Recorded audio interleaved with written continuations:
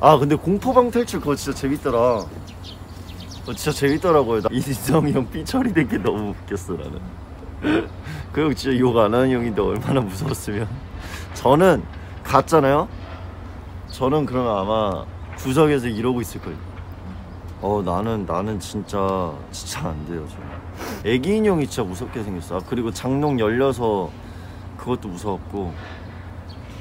저는 진짜 기절했어요. 저는 진짜 안 돼요. 저랑 로운 인성? 곧 방송할 수 있을까? 방송 쓸 게 있을까요? 없을걸요. 재윤 형이 공포를 잘 본다고요?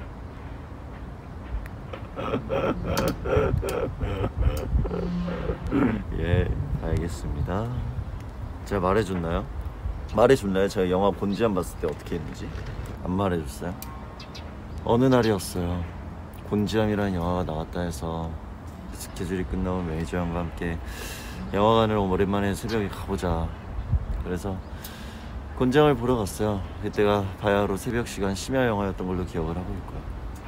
저는 나초를 정말 좋아합니다. 나초를 먹기 위해 영화관을 너무 즐겼던 사람입니다. 이렇게 갔습니다. 저는 곤지암이라는 곤지암 정신병원에 대한 그런 미스테리한 이야기를 너무 많이 들었고, 그런 미스테리를 잘 찾아보는 사람이기 때문에 이게 영화화가 됐구나. 그래서 보러 갔어요. 앉았습니다. 전 나초를 보고 있고 이제 시작이 되었죠. 이미 겁에 질려 있었던 상태였고요. 그러던 도중에 중간에 402호 귀신이 나타나거든요. 정신을 잃었습니다. 네. 정신을 잃었고요. 정신을 차려보니 제 앞에는 나초 통에서 치즈만 있고 나초 덩어리들은 없더군요. 이게 어찌된 일일까?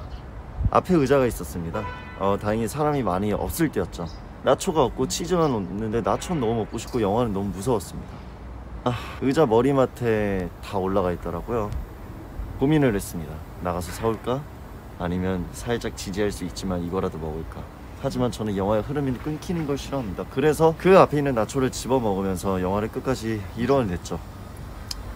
그렇게 저는 초등학교 이후로 처음으로 부모님 집에 가서 부모님 사이에서 누워서 잤습니다. 엘리베이터요? 매니저 형한테 간곡히 무릎 꿇고 부탁을 했습니다. 문 들어가는 것까지만 같이 좀 가달라고. 그렇게 저는 부모님 사이에서 잠을 자고요. 다음날 아침에 돼서 화장실도 며칠간 혼자 못 갔습니다. 불을 끈다고요? 제 인생에서 그 당시에는 불을 끄고 자는 건 상상도 할 수 없었어요. 그리고 만약에 누가 속삭인다, 예를 들어서 촬영을 하고 있는데 누가 갑자기 좋아했다 뭐 할래, 이런 속삭임다, 그 사람이 입을 막습니다. 나한테 당분간 속삭이는 그런 잘못된 행위들은 하지 말아줬으면 좋겠어. 왜냐? 402호 귀신이 속삭이지 않습니까? 네, 저는 틀려 먹었습니다. 공포와 저는 거리가 저기야, 여기에요. 그래서 저는 공포를 보면 안 돼요. 그 다음 날이었어요. 뭔가가 무서워서 또 부모님 집을 가려고 했죠. 다 큰 키 185짜리 아들이 자기들 사이에서, 부모님들 사이에서 자는 모습이 당황스러우셨던지 집 비밀번호를 바꿔놓으셨습니다. 많이 서운했어요. 그래서 저도 집 비밀번호 바꿨어요. 엄마 아빠 보더니. 저는 좀 영화에 근데 좀 잘 빠지는 편이에요. 옛날에 이제 인디아나 존스라는 영화를 그 시리즈를 되게 좋아해요. 인디아나 존스가 쓰는 그 채찍이 그렇게나 갖고 싶더군요.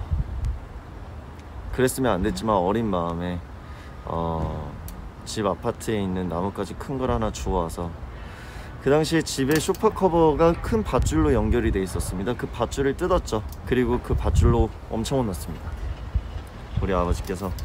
근데 저는 그걸로 저희 집에 있는 기둥에다 계속 일어나서 나는 인디아나 존스가 될 거야 이러면서 막 이렇게 놀던 기억이 있군요. 부산행이요. 부산행으로 말할 것 같으면 제가 또 할 말이 있죠. 저는 기차 타는 뭔가 로망 같은 게 있었습니다. 그래서 옛날에 지방을 내려가거나 어디를 갈 때 기차를 타고 싶어 했어요. 그 모든 생각이 부산행을 보고 나서부터 기차를 타본 적이 없어요. 왜냐? 기차를 타다가 갑자기 그냥 이렇게 쭉 달리고 있는데 저 옆 칸에서 갑자기 좀비가 나타나갖고 저 통로들을 다 뚫고 가고 우리한테 달려들면 그때 우리는 어디로 피신해야 됩니까? 화장실이요? 다 좀비들의 힘이 엄청 세기 때문에 그런 화장실들을 다 열고 들어온단 말이에요. 그럼 나는 열차의 끝까지 가겠지. 그러면 어떻게? 그 빠른 몇백 킬로로 달리는데 그 열차에서 뛰어내려요? 아니요, 그거는 내가 스스로 죽는 거지. 차라리 좀비한테 물려 죽는 게 낫죠. 나는 그래서 그 이후로 기차를 안 타요. 에나벨. 자, 제 집에는 인형이 없어요. 간단하게 말할게요. 저보다 눈 큰 인형은 절대 두지 않습니다. 답이 됐죠? 에나벨이 안 무섭다고요? 혹시 심장이 3개세요? 자, 제가 확실히 말해드릴게요. 벌레, 곤충 이런 거 싫어하잖아요. 저는 내가 키우는 후루보다 다리가 많은 건 다 싫어요. 아, 내가 기생충을 보고 나서의 제 후기를 말해줄까요? 기생충을 보고 나서 진짜 내 집에도 뭔가 지하실이 있겠구나라는 생각을 했어요. 그래서 모든 벽들을 이렇게 들고 다니다가 돌 치면은 딱딱하잖아요. 그러면 이렇게 팼어요. 근데 갑자기 퉁 쳤는데 텅 소리 나잖아요. 그럼 나는 이렇게 귀를 대고 있다가 다시 퉁 치면은 텅 소리가 나잖아요. 그럼 안에서 뭔가 울리는 것 같아요. 그럼 나는 그날 집 문을 밖을 열고 나갑니다. 혹시 모르잖아. 갑자기 뒤에서 막 치고 있으면 나는 그때는 어떻게 행동을 해야 될까? 상상만 해도 너무 끔찍하지 않아요? 내가 살고 있는데 갑자기 내 일거수일투족을 다 보고 내가 자고 있는데 갑자기 냉장고, 어쩐지 가끔씩 냉장고에 음식이 없어질 때가 있었어. 그래서 그런 생각이 들면 나는 그 집을 나가야 돼요. 뭔지 알겠죠? 퉁 했는데 퉁 소리가 나는 건 그 안에가 비어있다라는 얘기거든요. 그거는 진짜 얘기하면서 스트레스 받았어요. 상상했다니. 벌레를 잡는다고요? 그런 일이 있었습니다. 저는 결벽증까지는 아니어도 되게 깔끔한 성격이고 정말 깔끔한 곳에서 살아야 되는 사람이었어요. 어느 날 자고 있었는데 새벽 3시쯤인가 3시 38분 24초쯤이었나? 그쯤에 갑자기 자연스럽게 눈이 떠진 거예요. 그래서 옆으로 뭐지 이랬는데 불이 다 꺼져 있잖아. 그래서 침대 맡에 있는 불을 켜고 커튼을 쫙 쳤어요. 그랬더니 통유리창이거든요. 그래서 와, 이렇게 보면서 아래쪽에서 이상한 검은색 물체가 왔다 갔다 움직이는 게 보여. 그래서 이렇게 봤더니 진짜 이따시만한 바퀴벌레 하나가 이렇게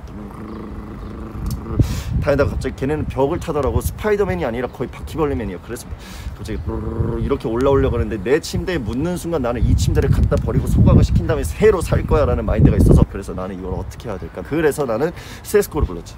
집을 나가고 이제 방문해 주시고 가서 커피 한 잔 드리고 감사합니다. 진짜 제가 너무 죄송해요. 하지만 제가 진짜 바퀴벌레와 저와의 신체적인 접촉이 있을 바에는 차라리 그냥 살짝 혀를 깨무는 편이 나을 수도 있을 거라는 생각이 들어서 이렇게 모시게 되었습니다. 너무 고생 많으셨고 앞으로도 종종 뵙겠습니다 라고 이렇게 이제 했던 기억이 있습니다. 찬이가 찍는 공포영화 볼 거냐고요? 멤버들이랑 같이 볼까 아니면 저 혼자선 절대 못 봅니다. 옛날부터 벌레가, 이 세상에 모든 벌레가 없어졌으면 좋겠다라는 생각을 하지만 나중에 좀 공부를 하고 나서 보니까 먹이사슬이라는 게 분명하게 존재하고, 곤충을 먹어야 살 수 있는 동물들이 있고, 그 동물들을 먹어야 살 수 있는 동물들이 있고, 그 동물들이 먹어야 살 수 있는 인간들이 있다라는 이 틀에 움직여야 이 지구가 살 수 있고, 그거를 유지해야 우리가 살 수 있는 거지 않습니까?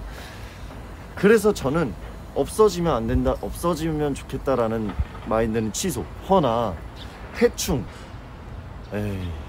이거는 좀, 그러니까 생명들은 소중해요. 저도 생명 존중하는 사람. 하거나 그건 좀 아니에요.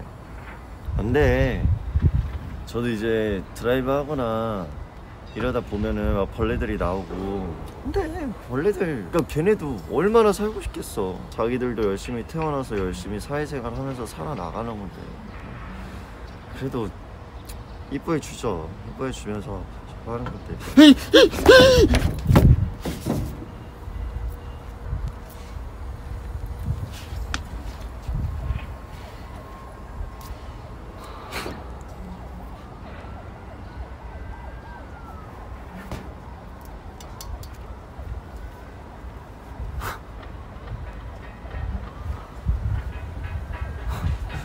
이뻐는 해요. 이뻐는 하는데 그래도 내 팔 쪽에 있는 건 좀 그렇지.